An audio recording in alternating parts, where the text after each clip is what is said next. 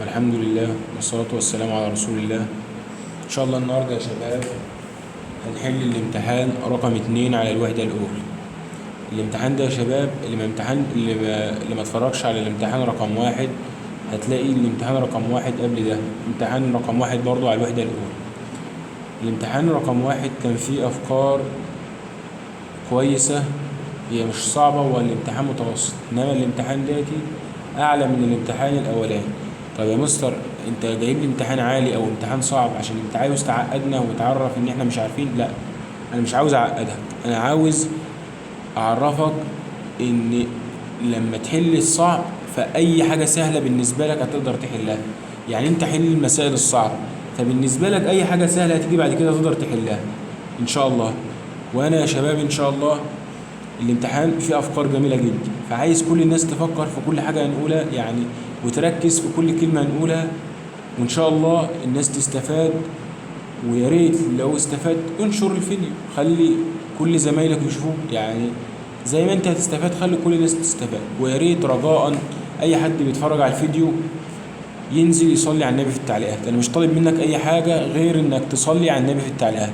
تمام يا شباب؟ ربنا يوفقكم جميعا، يعني مش انا تاني، ربنا يوفقكم جميعا. يا ريت كل الناس تنزل تصلي على النبي في التعليقات. طيب يا شباب، طيب لو انا يا مستر عاوز امتحانات زي كده يا مستر، وعايز امتحن وعايز اعمل معاك يا مستر امتحانات واحل معاك امتحانات وتصحح لي، اعمل ايه؟ صلوا على النبي يا شباب. اللي عايز يا شباب يشترك معانا في الشرح ويشترك معانا ويشوف امتحانات زي كده هيكلمني على الرقم ده ويحجز معانا في المجموعة برايفت. في مجموعة برايفت يا شباب، اللي عاوز يحجز يكلمني على الرقم ده. يبقى يا شباب اللي عاوز يحجز في مجموعة اونلاين بنشرح وبننزل امتحانات زي كده وبنراجع وبنعمل كل حاجة ان شاء الله وبمشيئة الله. واسألوا زمايلكم هيقولوا لكم كل حاجة الحمد لله. والناس يعني الحمد لله مش بنشكر في نفسنا، الحمد لله الناس هي اللي بتشكر والناس هي اللي عارفة احنا الواحد بيتعب ازاي. فأي حد عاوز يحجز يكلمني على الرقم ده. يبقى أي حد عاوز يحجز، أي حد عاوز امتحانات زي كده، أي حد عاوز مراجعات يكلمنا على الرقم ده يحجز في المجموعة الأونلاين اللي احنا عاملينها يا شباب. طيب انت مش عاوز تحجز برضو كلمني تخش في الجروب عادي. عاوز تخش الجروب بس في جروب عاملينه بننزل عليه حاجات مجاني، انما انت عاوز تخش وتمتحن امتحانات زي دي وتراجع معانا وتحضر الشرح مجموعة على زوم كلمني على الرقم ده. يلا يا شباب نبدأ. بسم الله. بسم الله الرحمن الرحيم. اللهم صل على سيدنا محمد. اللهم لا سهل إلا ما جعلته سهلا وأنت إن شئت تجعل الصعب سهلا. يلا يا شباب نبدأ. بسم الله الرحمن الرحيم. السؤال الأول بيقول اختر الإجابة الصحيحة. النسبة بين السرعة النهائية والسرعة الابتدائية لجسم يتحرك بعجلة موجبة. امتى يا شباب الجسم يتحرك بعجلة موجبة؟ لما يكون عين 2 أكبر من عين 1، عشان كده تطلع لي العجلة موجبة. يبقى لما عين 2 تبقى أكبر من عين 1، طب النسبة بينهم تكون أكبر من الواحد. يستخدم، وركز على السؤال داتي عشان كتير منكم ما بيركزش في النقطة دي. هي موجودة في أول الدرس الثاني، موجودة كده كلمتين أو سطرين في أول الدرس الثاني، فأنت ما بتركزش فيها وبيجيلك فأنت ما تبقاش عارفها. بيقول لي يستخدم علماء الرياضيات النقط بين المتغيرات المختلفة لفهم الكثير من الظواهر الفيزيائية. أقول لي يا مستر بيستخدم العلاقات الرياضية. طب يا مستر سؤال رقم 3، احنا كده يعني أسئلة سهلة كده في البداية وبعدين هنخش على السخن والتقيل. سيارة ساكنة أصبحت سرعتها 32 متر كل ثانية بعد 8 ثواني، فإن العجلة تساوي نقط كام متر على الثانية تربيع؟ هقول له العجلة بيساوي عين 2 ناقص عين 1 على دلتا زد. عين 2 بكام يا مستر؟ سيارة ساكنة يبقى عين 1 صفر. أصبحت سرعة 32 يبقى عين 2 32. 8 ثواني دي دلتا زد. يلا عوض يا حبيبي. يبقى عين 2 يا مستر 32 ناقص عين 1 بصفر على دلتا زين ب8. احسب 32 ناقص صفر يبقى 32 على 8 فيها 4 متر كل ثانية تربيع. عقرب ثواني، والسؤال جميل جدا، عقرب ثواني طوله 3 سم، فإن الزمن الذي يستغرقه لقطع إزاحة 6 سم. تعالى يا شباب نتخيل إن دي الساعة تخيل ان دي الساعة، وكده بيبقى في نقطة كده في النص طالع منها العقرب بتاع الثواني والعقرب بتاع الساعات. فهو بيقول لي العقرب ده طوله 3 سم، بيقول لي العقرب طوله 3 سم، يبقى العقرب ده بيمثل لي نص قطر. يبقى العقرب ده يا شباب بيمثل لي ايه؟ نصف قطر، نصف قطر. فإن الزمن الذي يستغرقه لقطع إزاحة 6 سم، يعني معنى إن هو قطع إزاحة 6 سم يا مستر ده طوله بس 3، يبقى قطع إزاحة 6 يعني عمل إزاحة تاني للنقطة دي 3 برضه. عشان كده لما جيت أجيب الإزاحة 3 ب3 6، ما من النقطة دي للنقطة دي، يبقى معنى كده إن هو عمل كام؟ عمل نص دور، نص دور. طب يا مستر ما هو نص دورة، أنا عارف إن إزاحة النص دورة 2 نق اللي هي 6، هو قايل لي 6، فأنا كده عرفت إن هي نص دورة. يا مستر العقرب عشان يلف الساعة كلها بيعمل 60 ثانية عشان يلف الساعة كلها ويعدي دقيقة، فبيلف 60 ثانية لو عدى الدورة كامل. إنما يا مستر ده عدى نص دورة، يبقى بيعدي 30 ثانية اللي هي نص دقيقة، نصف دقيقة. يا مستر العقرب بيمر 60 ثانية بيعدي على الساعة كلها، أو بيلف دورة كاملة 60 ثانية عشان يعدي دقيقة واحدة. طيب يا مستر ده 2 نق اللي هي نص الدايرة، يعني نص دورة، يبقى كده بيعدي نص الوقت اللي هو نص دقيقة. تمام. اللي بعديها طائرة بدأت رحلتها الساعة 8 صباحا، فكانت تتحرك بسرعة، السرعة كام؟ 800، لقطع مسافة مقدارها 1600. كم يكون موعد وصولها الساعة؟ موعد وصولها هتوصل الساعة كام؟ أقول له أنا هحسب الساعة، أقول له الزمن، هي بدأت، خلي بالك هي بدأت الساعة 8، هي بدأت رحلتها يعني طلعت من المطار الساعة 8، عايز يعرف هي هتوصل الساعة كام، أقول له أحسب لك الزمن. الزمن بيساوي، مش احنا قلنا يا شباب ان السرعة بتساوي مسافة على الزمن؟ طب الزمن في الحالة دي هيساوي ايه؟ الزمن يا مستر هيساوي مسافة على سرعة، يبقى الزمن مسافة على سرعة. طب المسافة بكام يا مستر؟ 1600. طب السرعة ب 800، صفرين مع صفرين 16 على 8 فيها الاتنين ساعة. طب يا مستر هي طلعت الساعة 8 صباحا، والزمن انا حسبته طلع ب2، يبقى توصل الساعة كام؟ 2 و8 10، يبقى 10 صباحا، على 10 صباحا. من الكميات الفيزيائية قياسية، السرعة متجهة من اسمها، يبقى محتاجة اتجاه، يبقى غلط. القوة محتاجة اتجاه، الإزاحة محتاجة اتجاه، يبقى ما عنديش غير البعد البؤري، يبقى البعد البؤري. صور السرعة النسبية هي ناتج قسمة، احنا كده يا شباب بنحل أسئلة سهلة، ولسه في أسئلة صعبة، بس مش ما ينفعش نبدأ بالأسئلة الصعبة مرة واحدة، لسه كده تدريجي. السرعة النسبية هي ناتج قسمة المسافة الكلية، أقول له لا غلط يا مستر، السرعة النسبية ازاي؟ ده المتوسطة. تحرك شخص من نقطة البداية 20، نقطة البداية مثلا 20 اهي، نقطة البداية تحرك 20 غربا، نقطة البداية راح كده 20 غرب، هنا كده بدأ مثلا هنا ألف، يبقى كده مشي 20 متر غربا، 20 متر غربا.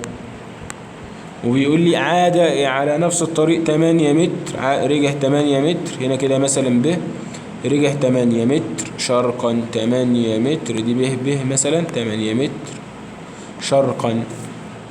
يا مستر المسافة، احسب لي المسافة الأول، المسافة يا مستر، المسافة بحسب كل اللي هو مشي ده، مش 20 ورجع 8 يبقى 28، يبقى المسافة 28. طب الإزاحة يا مستر، الإزاحة يا مستر أنت قلت لي من نقطة البداية لنقطة النهاية، نقطة البداية أهي، نقطة النهاية أهي، هات لي بقى الحتة دي، يبقى الحتة دي هي الإزاحة بتاعته. هقول له الحتة دي الإزاحة بتاعته يبقى 20 ناقص 8، 20 ناقص 8 يبقى 12 متر. طب هو عايز يحسب مين؟ بيقول لي احسب لي الفرق بين المسافة والإزاحة، أقول له 28 ناقص 12 هيساوي 28 ناقص 12 16 متر، يبقى الإجابة الفرق بينهم 16. تمام. اللي بعديه عندما يكمل الجسم دورة كاملة، يبقى دورة كاملة في مسار دائري قطره 10 متر. خلي بالك انا مش بشتغل على القطر بس، خلينا بس نكمل. اي سؤال يجي لي قطر اقول له لا يا مستر انا ما بشتغلش على القطر، انا بشتغل على النق اللي هو نص قطر، يكون مقدار الازاحه يا مستر دوره كامله، لو عايز الازاحه يبقى صفر. دي خلي بالك من دي، وهنا دي الاجابه صفر، انما لو هو ما قاليش دوره كامله ما بشتغلش على القطر. وهنيجي في مساله تحت على الحته دي. جسم يتحرك في مسار دائري خلال نص دورة. سؤال جميل، سؤال جميل جدا. جسم يتحرك في مسار دائري خلال نص دورة، فإن النسبة بين إزاحة. يا مستر نص دورة أنا عارف يا مستر، وأنا حضرت معاك الحصة وقلت لي نص دورة إزاحة نص الدورة، إزاحة نصف دورة بيساوي 2 نق. يبقى إزاحة نص الدورة كام؟ 2 نق. طب ماشي يا مستر. ومسافته يا مستر مسار دائري خلال نص دورة. طب مسافة نص الدورة، احسب لي مسافة نص الدورة. أقول له المسافة هتساوي، أقول له نص في المحيط، نص في 2 باي نق. مش النص، يبقى هو نص دورة يبقى نص في المحيط، وعايز يحسب المسافة ومسار دائري، بقول له نص في المحيط. أقول له بيساوي نص في 2، نص في 2 بواحد، هيفضل لي باي نق. بس هيفضل لي باي نق، مش هي نص في 2. النص الاتنين هتروح مع الاتنين، هيفضل لي نص في 2 اللي هي بواحد، اللي هي 1 باي نق. طب هو عايز مين من اليمين؟ عايز نسبة الإزاحة، عايز الإزاحة اهي على المسافة، الإزاحة على المسافة. هو بيقول لي فإن النسبة بين الإزاحة والمسافة، يبقى عايز الإزاحة على المسافة. الإزاحة بكام؟ الإزاحة يا مستر 2 نق، أنت قلت لي 2 نق. طيب المسافة يا مستر أنت قلت لي باي نق. طيب نق هتروح مع النق، هيفضل لي 2 على باي. يبقى الإجابة 2 على باي. يبقى الإجابة إيه؟ 2 على باي. يبقى الإجابة يا شباب مش 5/9 غلط.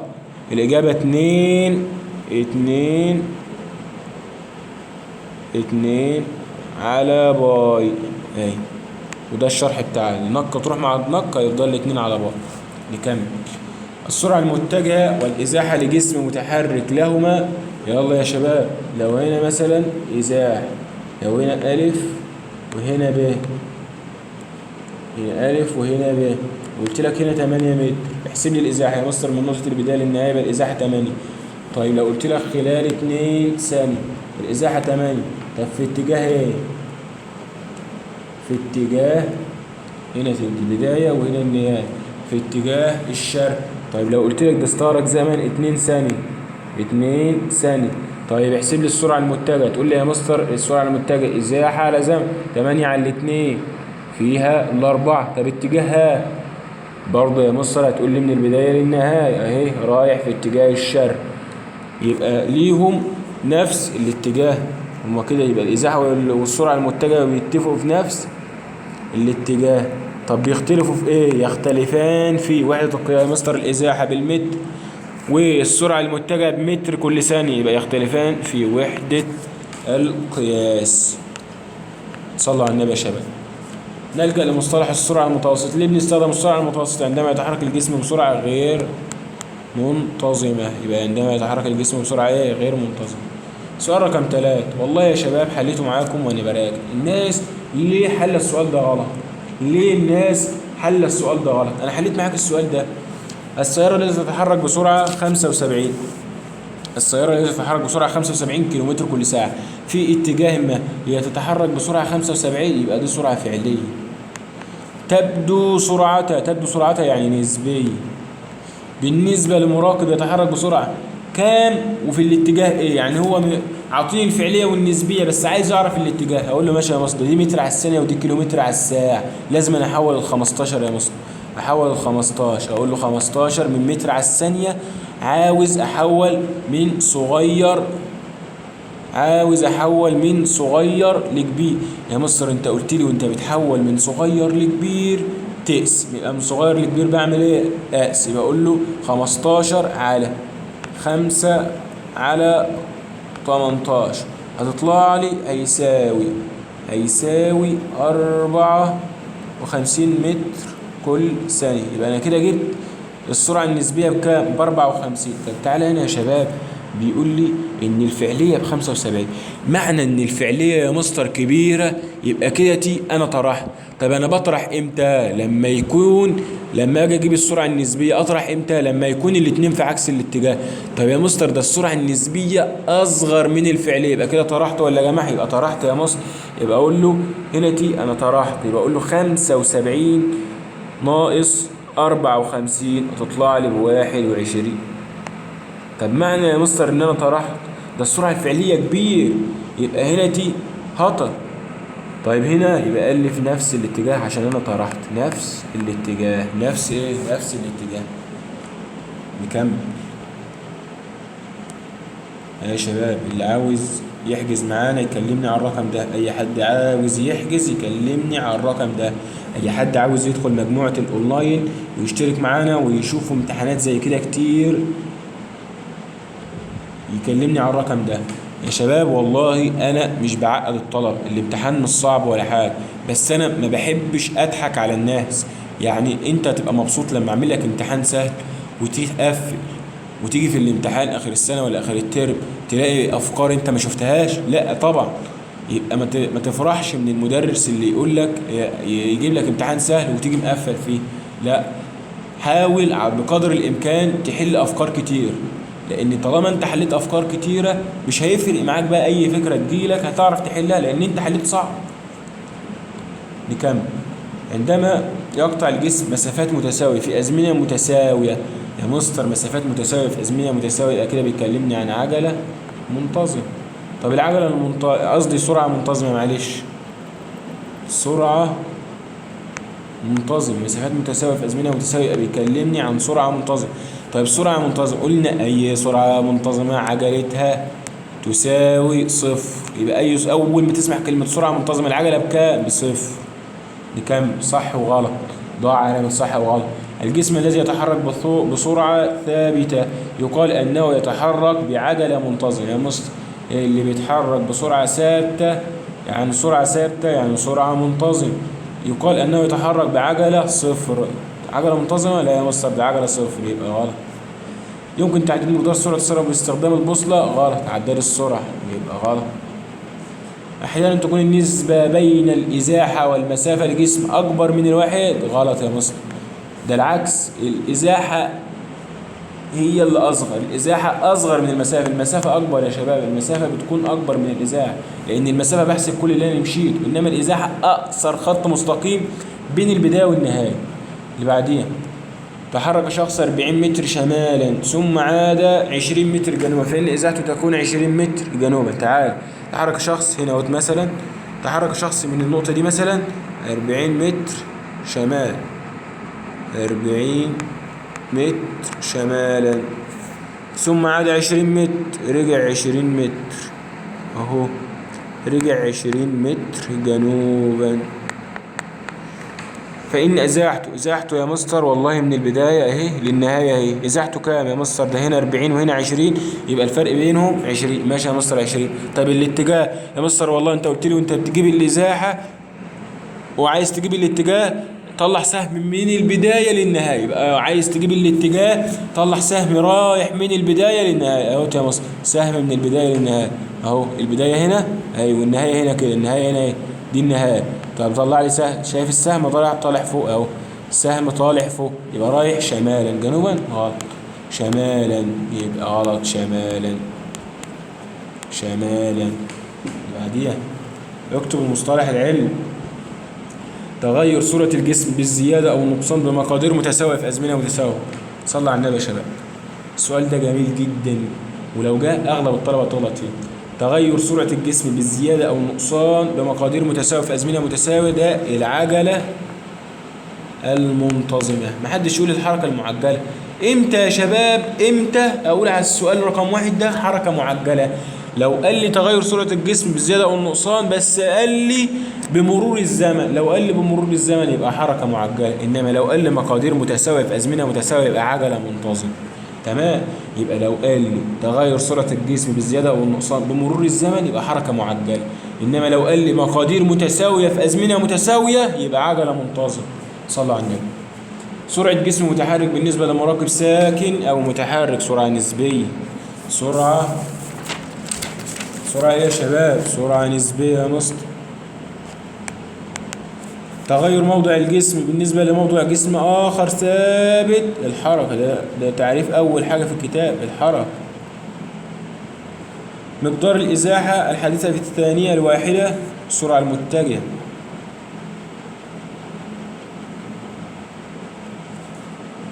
علل. الإزاحة كمية فيزيائية متجهة. ليه أقول إن هي متجهة؟ لأنه يلزم لتحديدها معرفة المقدار والاتجاه، عشان كده بقول عليها كمية متجهة، المقدار والاتجاه. تعتبر حركة القطار مثال على الحركة في اتجاه واحد. ليه؟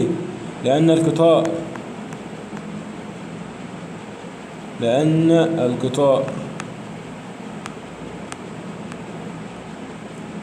يتحرك للأمام أو للخلف في مسار منحني أو مستقيم أو كلاهما معا.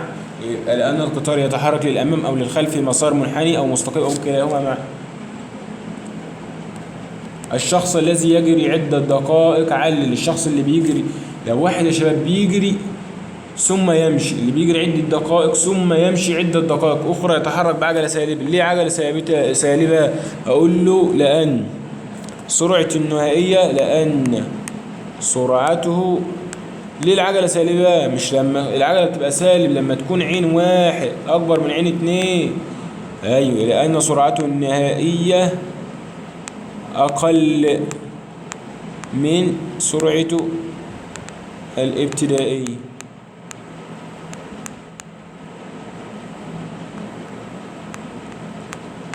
يبقى لأن سرعة النهائية أقل من سرعة الابتدائية. أو أقول إجابة تاني، لأن سرعته تقل بمرور الزمن. سرعته بتقل، يبقى كده العجلة سالب، اللي هي عجلة سالب بمرور الزمن. طيب متى يحدث؟ سؤال جميل جميل جميل جميل. رقم واحد جميل جدا. تكون السرعة النسبية لسيارة تساوي 3 أمثال سرعة مراقب. طيب معاك ثانية تفكر في السؤال ده. امتى يا شباب السرعة النسبية للسيارة تساوي 3 أمثال سرعة مراقب يتحرك بسرعة 10 كيلومتر كل ساعة؟ تعالى يا شباب نصلي على النبي. لو قلنا هو المراقب بيتحرك بسرعة كام؟ 10. لو قلنا مثلا يا شباب ان ده المراقب اهو، المراقب مشي في الاتجاه ده، وجبنا سيارة مشيت في الاتجاه ده بسرعة 20، وهنا قلنا المراقب بسرعة 20 متر على الثانية، وهنا 20 متر على الثانية، أو لا ده كيلومتر، معلش، كيلومتر الساعة، كيلومتر كل ساعة، وهنا كيلومتر كل ساعة. يبقى نفترض وقال لي المراقب ب10، أنا هفترض إن في سيارة ماشية بعكس الاتجاه بسرعة 20. تعال احسب لي النسبية في عكس الاتجاه يا مصر، يبقى تطلع ب30. كده طلعت 3 أمثال سرعة المراقب ولا لا؟ هنا لما حسبت النسبية، احسب لي النسبية تطلع بكام؟ تقول لي يا مصر تطلع ب30 كيلومتر كل ساعة. ليه يا مصر؟ ده يا مصر عكس الاتجاه هجم. طب هي دي الإجابة والله يا شباب. أقول له عندما تكون سرعة السيارة ضعف، عندما تكون سرعة السيارة ضعف سرعة المراقب. مش السيارة، أنا قلت السيارة 20 والمراقب أصلا 10 هو اللي قايل لي. طب لما تكون 20 و10 يعني ضعف المراقب، لما تيجي تجيب النسبية تجمع يبقى كام؟ 30 ضعف سرعة المراقب. وفي عكس الاتجاه، ويتحركان في عكس الاتجاه. لازم عكس عشان اجمع عكس الاتجاه. طب يا مستر لا انا عملتها بطريقه تانية. طب قول لي يا حبيبي الطريقه بتاعتك، قول لي الطريقه بتاعتك يمكن استفاد.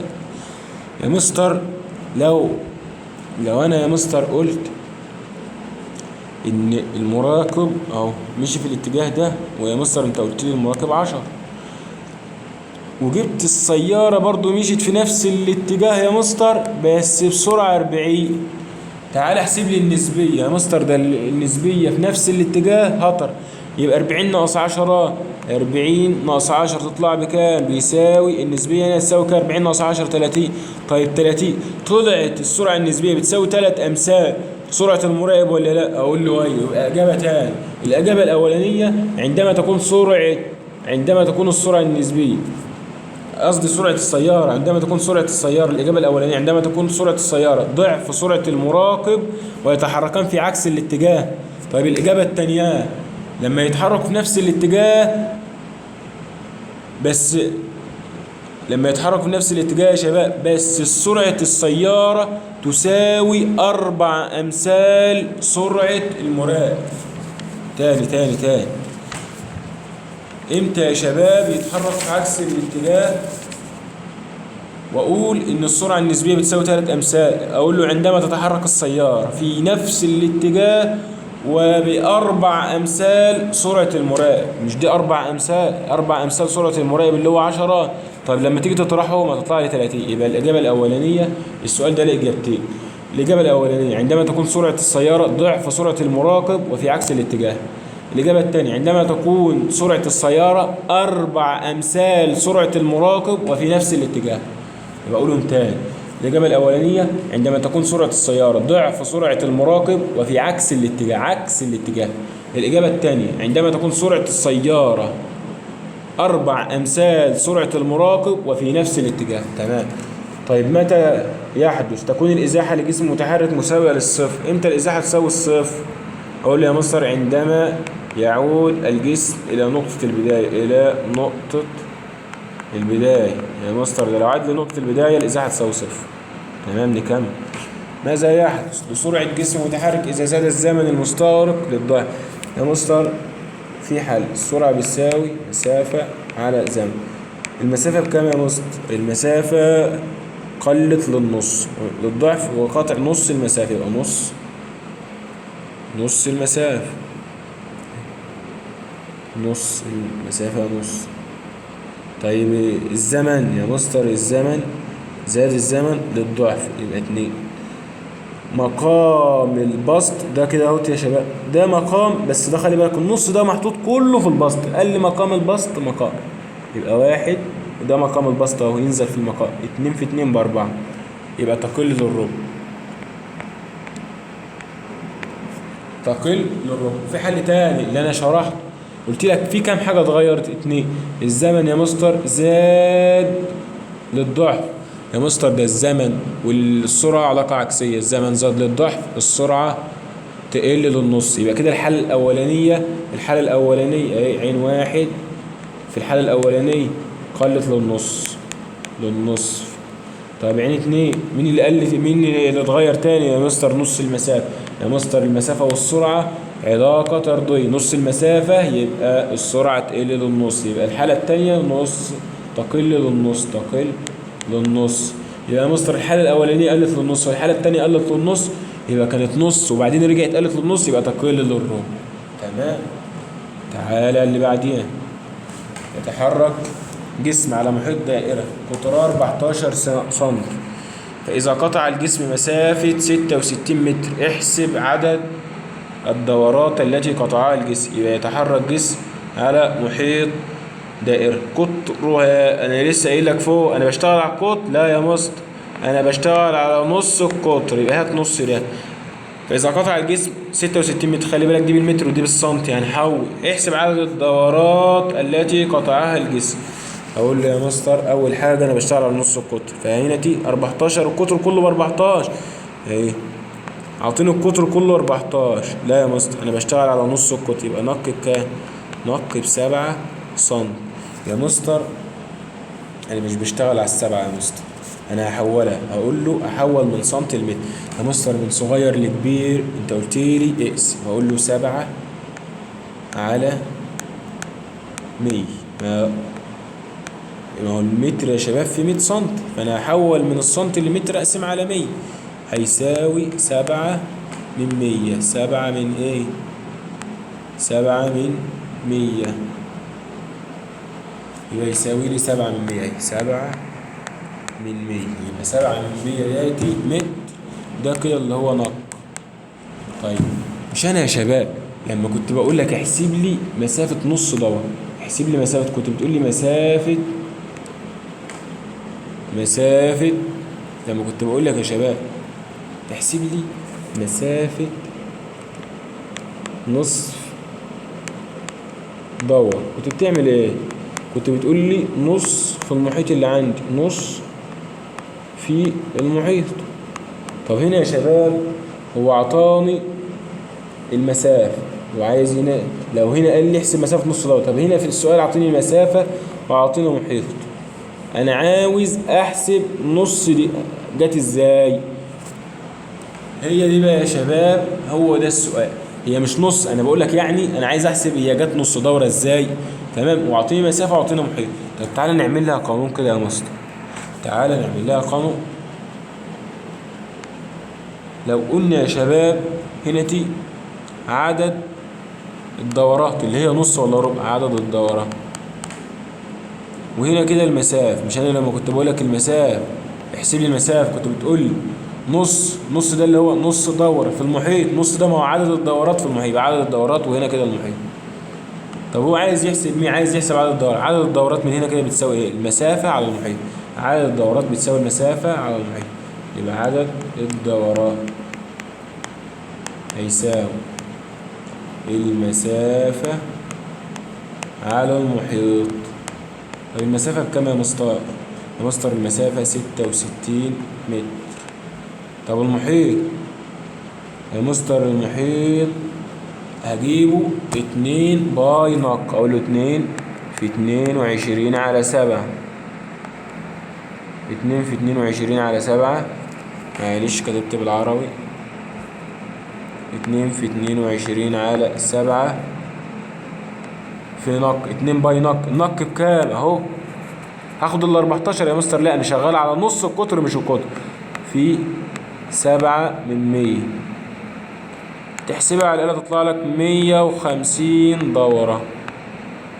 150 ايه؟ دورة. يبقى الإجابة 150 دورة. اللي بعدين،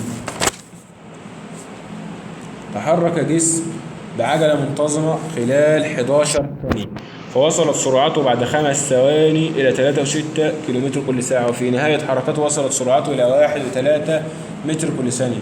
يحسب سرعة الجسم التي بدأ بها الحركة. عاوز يحسب سرعة الجسم التي بدأ بها الحركة اللي هي عين واحد. طيب يا مستر، أي سؤال يا شباب شايف إنه رخم أو أنت شايف إن هو صعب، حاول ترسمه وتفهم وعاوز إيه.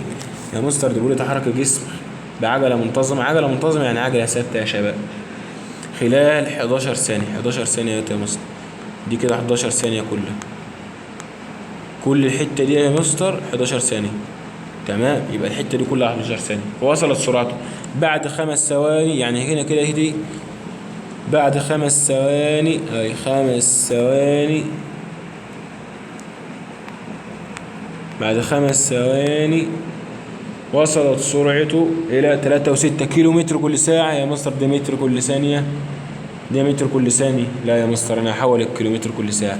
أقول له يا مستر من كبير لصغير، أنت قلت لي الكبير يضرب الصغير. أقول له 3.6، 3.6 في كام؟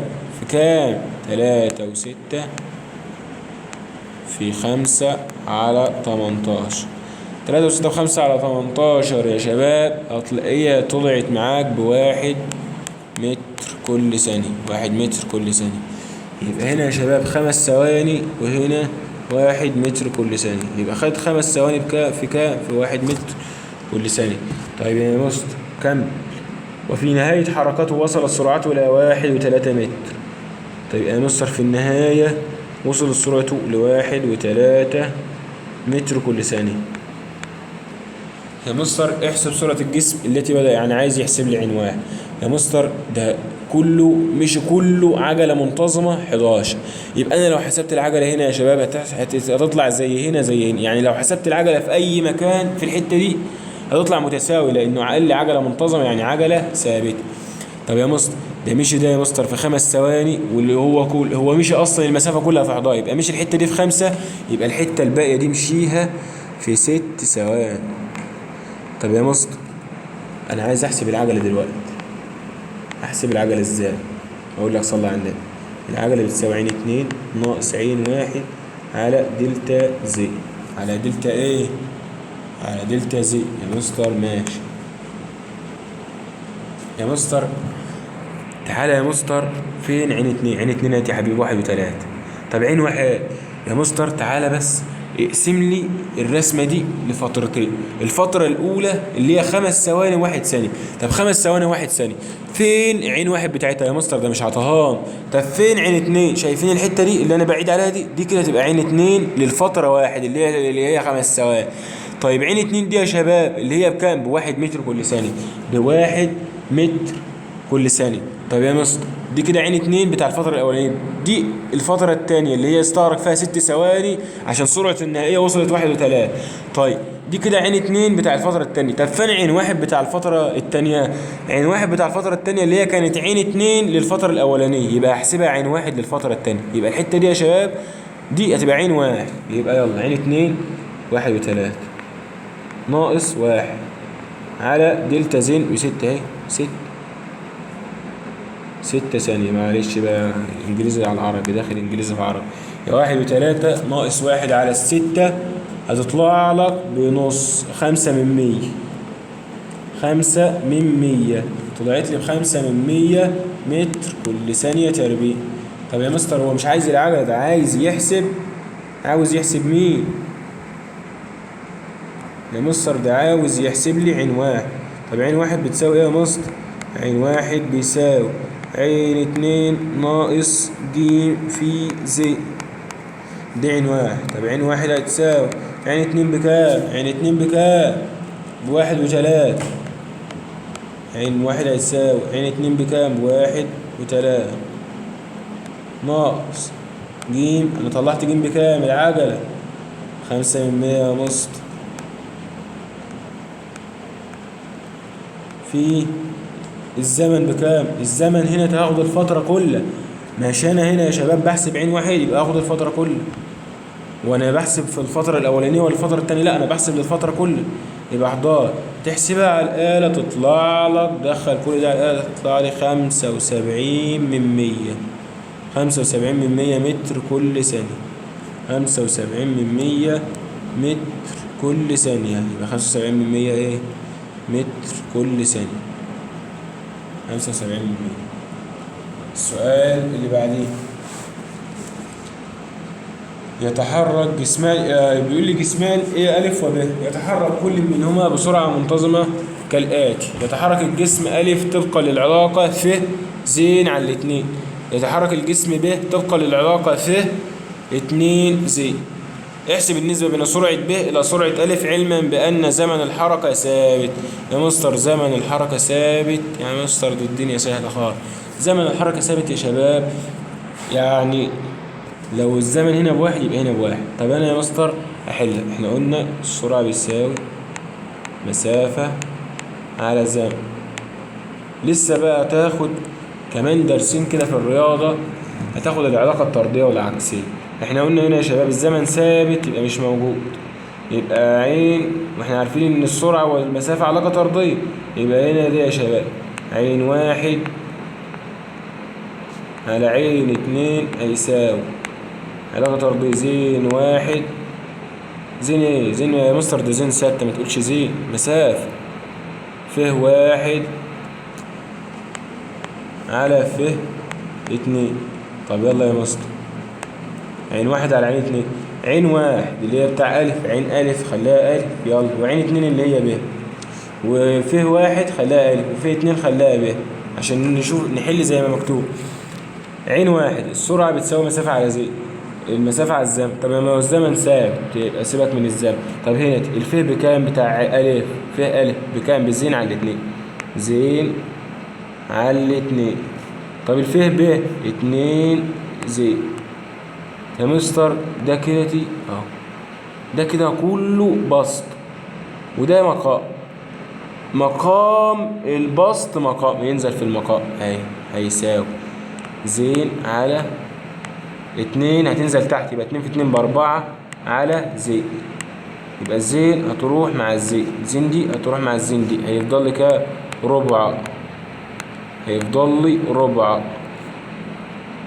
طيب هو عايز مين لمين؟ عايز ب إلى ألف، سرعة ب لسرعة ألف. طب يا مستر أنا كنت حاسب إن سرعة ألف هي اللي فوق، يعني سرعة ألف بواحد، يبقى حط عند ألف واحد. طيب حط عند ب 4، يبقى 4 إلى 1، 4 إلى 1. طب يا مستر مفيش حل تاني؟ أقول لك يا حبيبي في حل تاني أسهل من الحل ده. تعال نحل. مش قال لك زمن الحركة ثابت؟ تعال هنا ناخد حتة، ناخد الجزء. تعال حل تاني، حل آخر أو حل آخر، طريقة تاني. مش قال لي زمن الحركة ثابت؟ أيوة يا مستر. أنا أقول له أنا هفرض إن الزمن ب2. أقول له أنا هفرض إن الزمن بيساوي 2 ثانية. طب يلا هات لي عين واحد أو عين ألف بيساوي، يلا ف بيساوي ز على 2. أنا أقول 2 على 2، أنا هحط مكان الزمن 2، يبقى 2 على 2 فيها الواحد، يبقى عين ألف بواحد. طب هات لي ب، عين ب هيقول ف بكام؟ 2 في زي، حط 2، الزين انا جايبها بكام؟ ب2، انا عوضت عنها ب2، انا اللي فارضها 2 في 2 ب4، يبقى ب لألف وعايز ب إلى ألف، يبقى 4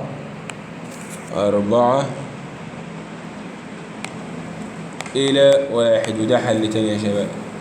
ده اللي عايز يحل كده، اللي عايز يفرض زمن يفرض. تعالى بقى آخر مسألة معانا، آخر مسألة نحلها هنا كده. هاي آخر مسألة اهي. بيقول لي الشكل المقابل يعبر عن حركة جسم من النقطة A إلى النقطة D مرورا بالنقطتين C و B.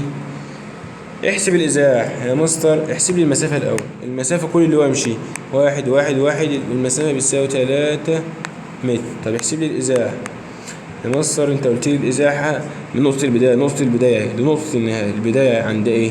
النهاية عند دي، يبقى الإزاحة كله ديت، الإزاحة كله ده يا شباب، كل الحتة دي. طب أنا عايز أحسب الحتة دي الأول، ما دي بواحد بس أنا معرفش دي، فأقول له الإزاحة يساوي، أجيبها من فيثاغورس، جذر 1 تربيع زائد 1 تربيع هيساوي 1 جذر 2. طيب ماشي، الحتة دي بس بواحد جذر 2. طيب ما الحتة دي معاها ماشي، الإزاحة من البداية للنهاية، يبقى الإزاحة هيساوي 1 زائد 1 جذر 2 اللي هي جذر 2، يبقى هتطلع لي 1 زائد جذر 2، 1 زائد جذر 2. طب الاتجاه يا مستر البداية طلع لي أسهم من البداية للنهاية، ماشي كده، يبقى شرقا كده يا شباب. الامتحان خلص، الامتحان جميل جدا، جميل جدا. ان شاء الله ربنا يوفقكم جميعا، واللي عنده اي سؤال يكلمني على الرقم ده. طب يا مستر انا عاوز اشترك في المجموعه البرايفت، عايز اشترك يا مستر واحضر معاك الحصص واشترك في المنصه وامتحن معاك يا مستر واشوف امتحانات زي كده، كلمنا على الرقم ده يا شباب. والاشتراك رمزي جدا، يعني حاجه سهله في متناول الجميع ان شاء الله.